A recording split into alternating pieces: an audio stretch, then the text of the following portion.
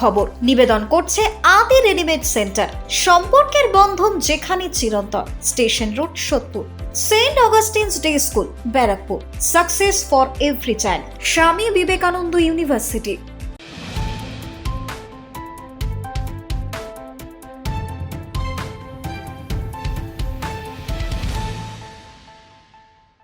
নমস্কার, আপনারা দেখছেন নিউজ বঙ্গ টাইম। সাতটায় বঙ্গের খবর নিয়ে আপনাদের সাথে আমি সহেলি।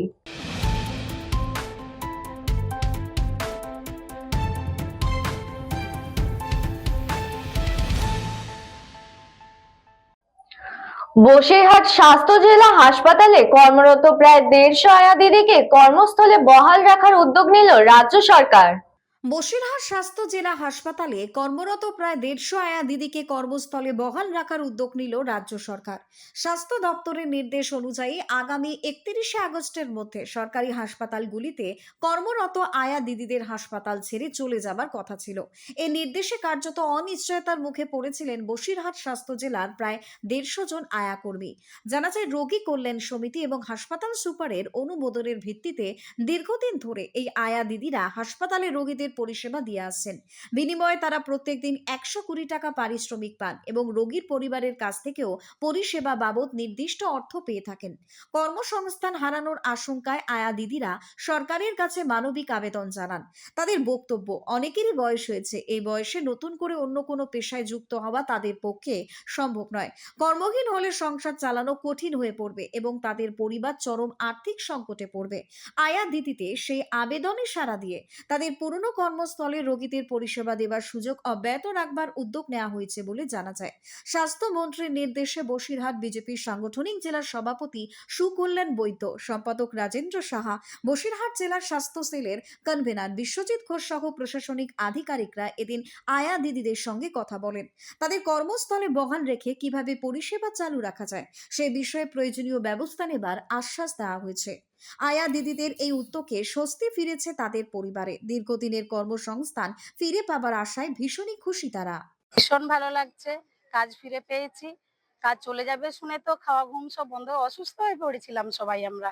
তা এখন খুবই ভালো লাগছে, কাজ ফিরে পেয়েছি। 60 বছর পর্যন্ত কাজ করতে পারবো বলে দিয়েছেন। আমি 21 বছর ধরে কাজ করছি। কাজ ফিরে পেয়েছি। আমাদের জেলা সভাপতি সুকল্যাণদা উনি পাঠিয়েছিলেন, ভারতীয় জনতা পার্টি। উনি আমাদের কথা শুনেছেন, মুখ্যমন্ত্রী শুভেন্দু মহাশয় উনিও কথা শুনেছেন। আমাদের আবেদন আমরা করেছিলাম, কথা রেখেছেন। বলেছেন যে আমাদের মুখের গ্রাস, ভীষণ খুশি। উনি বলেছেন কারোর মুখের গ্রাস কাটবো না, কাজ করছো, ভালোভাবে পরিষেবা দাও। আমরাও চেষ্টা করবো ভালোভাবে পরিষেবা দেওয়ার, আর করিও। আমার নাম সুজাতা মাইতি। দেখুন, আমাদের সরকার মানবিক সরকার। আমরা কোনোভাবেই চাই না যে কারোর গ্রাসাচ্ছাদন বন্ধ হয়ে যাক। আয়ামাসিরা দীর্ঘদিন ধরে যথেষ্ট কি বলবো, একদম মানবিকতার সাথে সেবা কাজ করেছে। বিশেষ করে কোভিড পিরিয়ডে তারা যে পরিষেবা দিয়েছে মানুষকে, তা ভোলার নয়। তাই তাদের আবেদন যখন আমাদের কাছে এসেছিল, আমি জেলা সভাপতি হিসাবে সেই আবেদন রাজ্যের মুখ্যমন্ত্রীর কাছে পৌঁছে দেওয়ার চেষ্টা করেছিলাম। সেই আবেদন পৌঁছেছিল এবং সেখান থেকে যে বার্তা এসছে, এবং আমরা পরবর্তীতে পশ্চিমবঙ্গের স্বাস্থ্যমন্ত্রীর সাথেও আমরা দেখা করেছিলাম। ওনারা আশ্বাস দিয়েছেন, সেই আশ্বাসের বার্তা আমরা ওনাদেরকে দিয়েছি যে ওনাদের কারোর কাজ যাচ্ছে না। ব্যুরো রিপোর্ট, নিউজ বঙ্গ টাইম।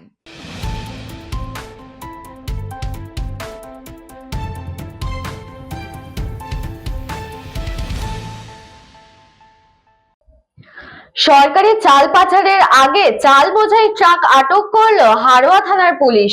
বাজেয়াপ্ত বস্তা বস্তা কয়েকশো কুইন্টাল চাল। ঘটনায় গ্রেফতার 2। পশ্চিমবঙ্গ সরকারের খাদ্য দপ্তরের লোগো দেওয়া কয়েকশো কুইন্টাল চাল ভিন রাজ্যে পাচারের আগে আটক করল হারোয়া থানার পুলিশ। হারোয়া থানার অন্তর্গত বকজুরি গ্রাম পঞ্চায়েতের মাজমপুর গ্রামের ঘটনা। জানা যায়, দীর্ঘদিন ধরে পশ্চিমবঙ্গ সরকারের লোগো দেওয়া চাল পাচারের খবর পুলিশ পাচ্ছিলেন। তারপরেই কিন্তু গোপন সূত্রে খবর পেয়ে এদিন হারোয়া থানার পুলিশ মাজমপুর এলাকায় গিয়ে হাজির হয়। গিয়ে দেখেন অন্ধ্রপ্রদেশের নম্বর দেওয়া একটি ট্রাকে চালের বস্তা বোঝাই করা হচ্ছে। তৎক্ষণাৎ হারোয়া থানার পুলিশ ঘটনাস্থল থেকে থেকে ট্রাক সহ একজনকে আটক করে জিজ্ঞাসাবাদ শুরু করেন। পাশাপাশি আরও একটি গোডাউনের খোঁজ পায় পুলিশ, যেখানে সরকারি চাল মজুত করা ছিল। দ্রুত খাদ্য দপ্তরে খবর দেওয়া হলে খাদ্য দপ্তরের আধিকারিকরা আসলে পুরো বিষয়টা তারা খতিয়ে দেখেন এবং 640 বস্তা চাল বাজেয়াপ্ত করেন। ঘটনায় ট্রাক চালক এবং গোডাউন মালিককে গ্রেপ্তার করেছে হারোয়া থানার পুলিশ। তাহলে কি এবার সরকারি চালের কালোবাজারি চক্রের হদিশ কি মিলল? গোটা ঘটনার তদন্ত শুরু করেছে হারোয়া থানার পুলিশ এবং খাদ্য দপ্তর। আমি প্রথমেই হারোয়া থানার ভারপ্রাপ্ত যিনি আধিকারিক আছেন তাকে ধন্যবাদ জানাবো এই ধরনের কাজ করার জন্য। আমাদের পশ্চিমবঙ্গ সরকারের যে আইনের শাসন প্রতিষ্ঠা করার যে পদক্ষেপ, সেই পদক্ষেপটা উনি অক্ষরে অক্ষরে পালন করছেন। এখন এই ধরনের অসাধু চক্র এখনো পর্যন্ত পুরোপুরি নির্মূল করা সম্ভব হয়নি। তবে প্রশাসন যদি এইভাবে এগিয়ে যায়, এগুলোকে নির্মূল করা যাবে। মানুষের মুখের খোরাক, মানুষের যে দুটো চাল, মানুষের যে অন্ন, যেটা রেশনের মাধ্যমে প্রচুর হাজার হাজার কোটি টাকা খরচা করে আমাদের সরকার, ভারত সরকার তথা পশ্চিমবঙ্গ সরকার যেটা মানুষের কাছে পৌঁছে দিচ্ছে, সেই রেশনের চালগুলো এইভাবে বেরিয়ে গিয়ে যে মজুত করে রাখা এবং সেটাকে অসাধু উপায়ে সেটাকে অন্য জায়গায় পাচার করা, এই যে চক্র, এই চক্রগুলোকে ধরার প্রয়োজন এবং এগুলোকে ধরে আইনের যে শাসন, আইনের যে যে ধারা আছে, সেই যথাযুক্ত ধারা দিয়ে এদের বিচার করার আশু প্রয়োজন আছে। একটা সময় আমরা শুনতাম খাদ্য প্রিয় বা খাদ্য চোর জ্যোতিপ্রিয় মল্লিক বালু। বিগত সরকার ভারতবর্ষের গরিব মানুষের রেশনের হক বাংলাদেশ এবং বিভিন্ন রকম কালোবাজারি করতো, তার বিভিন্ন প্রমাণ মিলেছে। এখনো কিছু অসাধু লোক যারা এই ধরনের কার্যকলাপে যুক্ত এবং মজুত করে রেখেছে, তারা সেই জিনিসগুলো বিভিন্ন রকম ভাবে অন্ধ্রপ্রদেশের একটি গাড়িতে কয়েকশো কুইন্টাল চাল পাচার করছিল। আমরা ইতিমধ্যে খোঁজ নিয়েছি, তার পাশে একটা গোডাউন, সেখানেও প্রচুর বস্তা আছে। পুলিশ গাড়িতে আটক করেছে, একজনকে ধরেছে। বিষয়টা হচ্ছে এটা একটি জায়গার সমস্যা না, একটা গরিব মানুষের, সেই গরিব মানুষের চাল গরিব মানুষ জানতেও পারেনি, রেশন ব্যবস্থাটাকে ধ্বংস করে দিয়েছিল। আপনারা দেখেছেন আমাদের মাননীয় বর্তমান খাদ্যমন্ত্রী শ্রী অশোক কীর্তনীয় মহাশয় দিনের পর দিন রেশন দোকান থেকে শুরু করে বিভিন্ন স্তরে ভিজিট করছে এবং বক্তব্য একটাই, মানুষের হক মানুষকে দিতে হবে। অনেক মানুষ এখনো পর্যন্ত দরিদ্র সীমানায় যাদেরকে রাখা হয়েছে, তারা সর্বত্রভাবে সবসময় বঞ্চিত হয়েছে। বর্তমান সরকার, ডবল ইঞ্জিনের সরকার, তারা কোনো রকমভাবে যেন বঞ্চিত না হয় এবং তারা যেন সব ব্যবস্থা, রেশন ব্যবস্থার যেন অংশ সবকিছু পায়। এবং এই ধরনের যারা কালোবাজারির সঙ্গে যুক্ত ছিল, প্রশাসন কঠোর হাতে ব্যবস্থা নিচ্ছে এবং আমরাও নজর রেখেছি।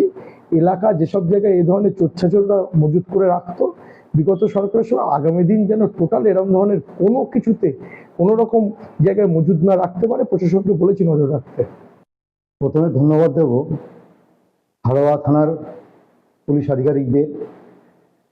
আজকে হারোয়ার মাজুমপুরে রেশনের চাল পাচার হচ্ছে অন্য রাজ্যে। তৃণমূল কংগ্রেসের যে দুর্নীতির ইতিহাস আমরা দেখেছি, সেই দুর্নীতির ইতিহাসকে একই রকমভাবে বজায় রেখে 640 বস্তা চাল আজকে হারোয়া থানার পুলিশ প্রশাসন উদ্ধার করেছে। তার মধ্যে 240 বস্তা চালে পশ্চিমবঙ্গ সরকারের লোগো দেওয়া আছে। এই যে বৃহৎ দুর্নীতির যে জাল, যে কাণ্ড বিগত দিনে আমরা লক্ষ্য করেছি, সেই একই ইতিহাসের সাক্ষী আজকে আমরা দেখছি। আজকে পুলিশ প্রশাসন, বিজেপি সরকার রাজ্যে যেহেতু ক্ষমতায় আছে, আমাদের স্বচ্ছ ভাবমূর্তির প্রতীক মাননীয় শুভেন্দু অধিকারী মুখ্যমন্ত্রী আছেন, সেই সাহসে আজকে পুলিশ প্রশাসন মুক্ত মনে কাজ করতে পারছে। এবং তার জন্য আমরা দেখলাম আজকে হারোয়ার মাজুমপুরে এত বিশাল পরিমাণ রেশনের চাল উদ্ধার হলো। এর জন্য সম্পূর্ণভাবে আমি আমাদের হারোয়া থানার পুলিশ আধিকারিক যারা আছে তাদের ধন্যবাদ জানাতে চাই এবং ধন্যবাদ জানাতে চাই আমাদের বর্তমান মুখ্যমন্ত্রীর ঐকান্তিক প্রচেষ্টাকে। হারোয়া থেকে সুকান্ত দাসের report, news Banga time.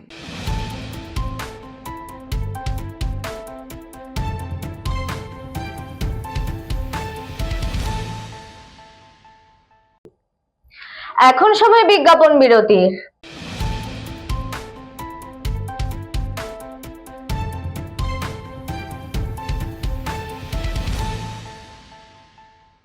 St. Augustine's Day School, Barrackpur. Success for every child.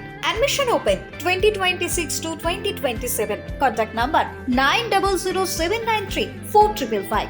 স্বামী বিবেকানন্দ ইউনিভার্সিটি আপনার সন্তানের স্বপ্নের ভবিষ্যৎ গড়ে তোলার একমাত্র সঠিক ঠিকানা। যোগাযোগ 7044086270। পুরীর খাজা মানে আদি নৃসিংহ সুইটসের খাজা। স্বর্গদুয়ার থেকে মন্দিরে যাওয়ার রাস্তায় পিপি প্যালেসের বিপরীতে মিলবে খাজার খাজানা আদি নৃসিংহ সুইটস।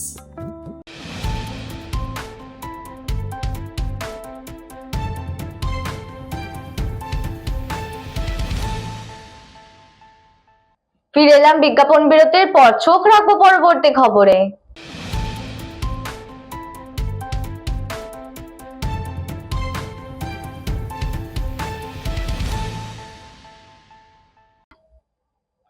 রাত হলেই বাড়িতে পড়ছে ভূতুড়ে ঢিল। বাস্তব নয় অবাস্তব ঘটনা ঘটল পূর্ব দুরামারি প্রধানপাড়া এলাকায়। বাস্তব নয় অবাস্তব ঘটনা ঘটল পূর্ব দুরামারি প্রধানপাড়া এলাকায়। গত দুদিন ধরে রাত হলেই একটি বাড়িতে আচমকা উড়ে এসে পড়ছে একের পর এক পাথর। কখনো বাড়ির টিনের চালে, আবার কখনো খোলা উঠোনে এসে পড়ছে বড় বড় পাথর। এই ঘটনায় আতঙ্কিত গোটা পরিবার। পরিবারের সদস্যদের দাবি, গত দুদিন ধরে রাতের দিকে আচমকাই বাড়ির মধ্যে পাথর এসে পড়ছে। তবে অন্যান্য দিনের তুলনায় শনিবার সন্ধ্যায় হঠাৎ করে পাথর পড়ার ঘটনা বেড়ে যায়। একের পর এক পাথর বাড়ির মধ্যে এসে পড়ায় আতঙ্ক ছড়িয়ে পড়ে পরিবারের সদস্যদের মধ্যে। ঘটনার খবর মুহূর্তের মধ্যেই এলাকায় ছড়িয়ে পড়তেই বাড়ির সামনে ভিড় জমাতে শুরু করেন বহু কৌতূহলী মানুষ। খবর দেওয়া হয় বানারহাট থানায়। পুলিশ ঘটনাস্থলে পৌঁছে পরিস্থিতি খতিয়ে দেখলেও পাথরগুলো কোথা থেকে বা কিভাবে আসছে তার কোনো স্পষ্ট কারণ তাৎক্ষণিকভাবে বের করতে পারেনি। শেষ পর্যন্ত কোনো কিনারা না পেয়ে পুলিশকে ফিরে যেতে হয়। অন্যদিকে ঘটনাকে ঘিরে এলাকায় শুরু হয়েছে নানান জল্পনা। কেউ কেউ ঘটনাটিকে অলৌকিক বলে দাবি করেছেন, আবার কেউ কেউ এটিকে ভুতুড়ে ঢিল বলে আখ্যা দিয়েছেন। পরিবারের পক্ষ থেকে জানানো হয়েছে, বাড়ির নিজস্ব মন্দিরে পুজো দেওয়ার পরও কিছু সময় পর্যন্ত পাথর পড়ার ঘটনা কিন্তু বন্ধ হয়নি। পরবর্তীতে এক কবিরাজকে বাড়িতে ডেকে আনা হয়। পরিবারের দাবি, তিনি আসার পর কিছুক্ষণের জন্য পাথর পড়ার ঘটনা বন্ধ হয়ে যায়। তবে ঠিক কী কারণে বাড়িতে এভাবে পাথর এসে পড়ছে তার কোনো নিশ্চিত ব্যাখ্যা কিন্তু মেলেনি। ঘটনাটি অলৌকিক নাকি এর পেছনে রয়েছে অন্য কোনো কারণ, তা নিয়ে রহস্য কিন্তু থেকেই যাচ্ছে। বিষয়টি নিয়ে স্থানীয়দের মধ্যে চরম কৌতূহল তৈরি হয়েছে। উল্লেখ্য, জলপাইগুড়ি জেলায় এই ধরনের রহস্যজনক পাথর ছোড়ার ঘটনা এবারই প্রথম নয়। এর আগে ধূপগুড়ি এলাকাতেও একই ধরনের ঘটনা কিন্তু খবরে সামনে এসেছিল। এবার বানারহাটের পূর্ব দুরামারি প্রধান পাড়ায় পরপর দুদিন ধরে এমন ঘটনা ঘটায় দুই ঘটনাকে ঘিরেই নতুন করে চাঞ্চল্য ছড়ালো। আজকে তো হঠাৎ করে পাথর পড়া শুরু হয়েছে, তো কালকেও পড়ছে, পরশু দিনও পড়ছে, দুই দিন দুইটা করে পাথর পড়ছে। আজকে এখন পর্যন্ত প্রচন্ড হারে পাথর পড়তেছে। 7টা থেকে শুরু হয়েছে, এখন পর্যন্ত চলতেছে। গোটা রাত পর্যন্ত কি এখন তো পড়তেইছে, এখন জানি না গোটা রাত পড়বে কিনা। কতটা আতঙ্কিত রয়েছেন? আতঙ্ক তো অনেক। কি মনে হচ্ছে, এর আগে কি আপনাদের গ্রামে এই ধরনের পাথর পড়ছিল? না, গ্রামে তো এরকম কোনো কিছু হয়নি, এটাই প্রথম দেখতেছি। কি মনে হচ্ছে, কারোর সঙ্গে শত্রুতা, কারোর পারিবারিক?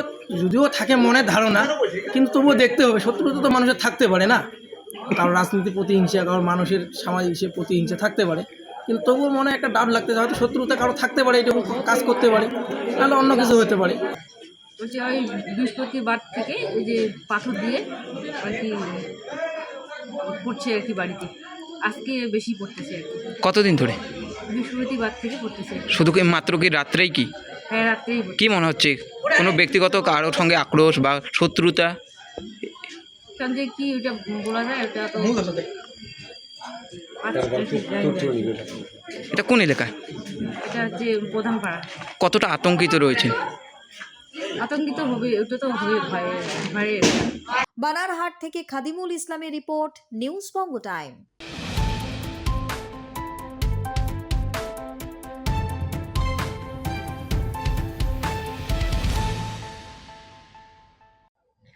নবীন সংঘ ও তালপুকুর ইউথ ফেডারেশন যৌথ উদ্যোগে রক্তদান শিবির ও বিনামূল্যে চক্ষু পরীক্ষা, চশমা প্রদান ও স্বাস্থ্য পরীক্ষা শিবির।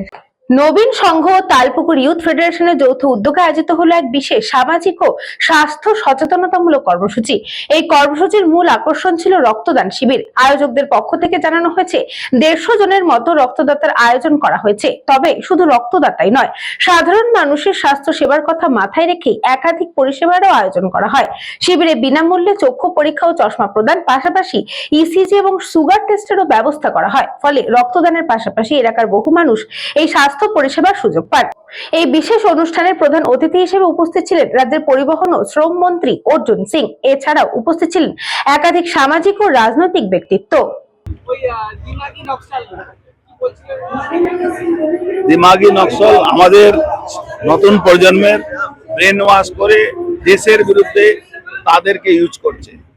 বাড়ির লোকদের বিশেষ দায়িত্ব তার ছেলে মেয়েরা লেখাপড়া করতে গিয়ে কি করছে তার উপরে নজরদারি। কেন্দ্রীয় বাহিনী কেন, আমি যতটুকু বুঝতে পারছি, আমাদের রাজ্যকে একটা অস্থির করা চেষ্টা হচ্ছে, তার উপরে নজরদারি রাখা, তাকে প্রোটেকশন দেওয়ার জন্য জিহাদি শক্তিরা, মমতা ব্যানার্জি দলের লোকেরা যারা হেরে যাওয়ার পরে চাইছে বাংলাকে শেষ করুক, তারাই করছে। ভালো তো রক্তদান শিবির হচ্ছে। বিজেপি জেতার সরকার হওয়ার পর থেকে এই সময় তো রক্তের প্রচন্ড গরমকালটা ক্রাইসিস থাকে। তো আমরা এই সময় বলেছিলাম যে প্রকৃত সম্বর্ধনা আমাদের তখনই হবে যখন সমাজের জন্য কিছু করা হবে। ফলে ব্যারাকপুর জুড়েই মানুষ রক্তদান শিবির করছে, সামাজিক সংস্থাগুলো রক্তদান শিবির করছে, এটা অত্যন্ত ভালো দিক। কি রক্তদানটাকে মানুষ এমন ভাবে গ্রহণ করেন যে একটা অদ্ভুত অনুভূতি হয় মানুষের মধ্যে। রক্তদানটাকে কত গুরুত্ব দেওয়া হয়। এই রক্তদান যে গুরুত্ব আছে পশ্চিমবাংলার মানুষের জন্য, রাজনৈতিক দল ছেড়ে দিয়ে যারা এনজিও, যারা ক্লাব, যারা এলাকার মধ্যে সেবামূলক কাজ করেন, তারাও সবাই যুক্ত থাকে। বিশেষ করে মায়েরা, দিদিরাও যুক্ত থাকে। নবীন সংঘের সদস্যদেরকে বিশেষ করে এই সময়ে যখন রক্তের অভাব আছে, আবার রক্তে কালাবাজারি হচ্ছে, এই সময়ে আমার আরেক মন্ডল, এক্স মন্ডল সভাপতি এখানে আছে, স্বপনদা, তারা সবাই একসঙ্গে মিলে কিন্তু এই অত মানুষকে উপস্থিত করেছে। আমি তো মনে হচ্ছে কোনো রাজনৈতিক দলের মিটিং হচ্ছে, এরকম তো কোনো ক্লাবের প্রোগ্রামে আমি দেখিনি। যাই হোক, খুব ভালো লাগছে। নবীন সংঘের সদস্যদেরকে বলবো সেবামূলক কাজ করবেন। সেবামূলক কাজ করলে দেখুন নানা রকম বাধাও আসে, কিন্তু বাধাকে পেরিয়ে যেতে হবে। বাধা থাকবে, কাজ করতে হবে। সমাজে কিছু অসাধু শক্তি সবসময় থাকবে। কিছু মানুষ বিভ্রান্ত হয়ে অসাধু কাজ করে, তাদেরকে বুঝাতে হবে, তাদেরকে সঙ্গে নিয়ে কাজ করতে হবে। আর বিশেষ করে ছাত্র সমাজ, যুব সমাজ, তাদেরকে একটু গুরুত্ব দিতে হবে সামাজিক কাজের সঙ্গে।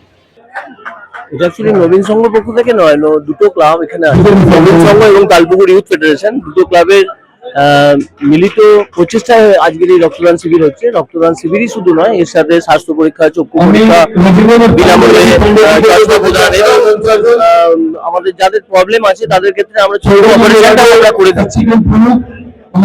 এই মুহূর্তে যা আপনারা জানেন, রাজনৈতিক পট পরিবর্তন হয়েছে, তারপরে একটা ওরা মুক্ত বাতাস অন্তত শ্বাস নিতে পারছে। এই জায়গায় নতুন করে আবার যুব সমাজের কাছে এই বার্তা পৌঁছে দিতে চাইছি, মানুষ ঘুরে দাঁড়াতে চাইছে এবং আগামী দিনে যাতে আরো মানুষ ভালো ভালো করে সমাজের কাজ করতে পারে, খোলা মনে কাজ করতে পারে, সমাজ সেবামূলক কাজের মধ্যে যে বার্তা আমরা পুরোনো দিনে পেয়েছি, যে মূলত লক্ষ্য থাকতো একটা তোলাবাজি, সামনে থাকতো স্বাস্থ্য সেবা বা অন্য কিছু রক্তদান, কিন্তু পিছনে থাকতো সেই উদ্দেশ্য থেকে আমরা বেরিয়ে প্রকৃতপক্ষে মানুষের সেবার কাজে আমরা নিজেদেরকে নিয়োগ করেছি, নিয়োগ করতে চাইছি এবং আগামী প্রজন্মের কাছে বার্তা সবাই যাবে এইভাবেই যাবে সমাজের দিকে তাকিয়ে কাজ করে, এই কথা বলে আমি আমার বক্তব্য। উজ্জ্বল শীলের report, news Banga time.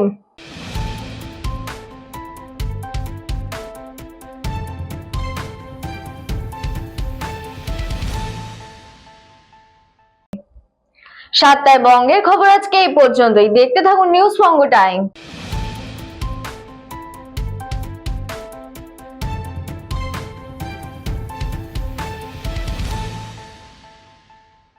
St. Augustine's Day School, Barrackpur. Success for every child. Admission open 2026 to 2027. Contact number 9007934555. স্বামী বিবেকানন্দ ইউনিভার্সিটি আপনার সন্তানের স্বপ্নের ভবিষ্যৎ গড়ে তোলার একমাত্র সঠিক ঠিকানা। যোগাযোগ 7044086270। পুরীর খাঁচা মানে আদি নৃসিংহ সুইটসের খাঁচা। স্বর্গদুয়ার থেকে মন্দিরে যাওয়ার রাস্তায় পিপি প্যালেসের বিপরীতে মিলবে খাজার খাজানা আদি নৃসিংহ সুইটস।